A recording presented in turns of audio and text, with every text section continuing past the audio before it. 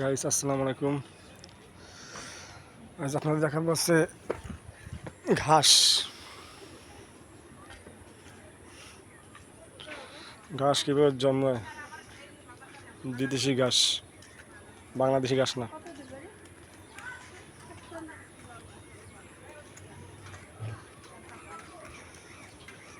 এগুলো গরুরে খাওয়ায়, ফার্মে গরুরে।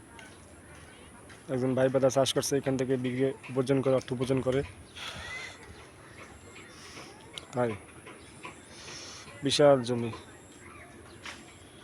পুরোটা ঘাস। আর আছে দেশি ঘাস ছোট ছোট। আবার লাগাইছে ভুট্টা, পাশে ভুট্টা গাছ দেওয়া আছে। এগুলো ঘাস।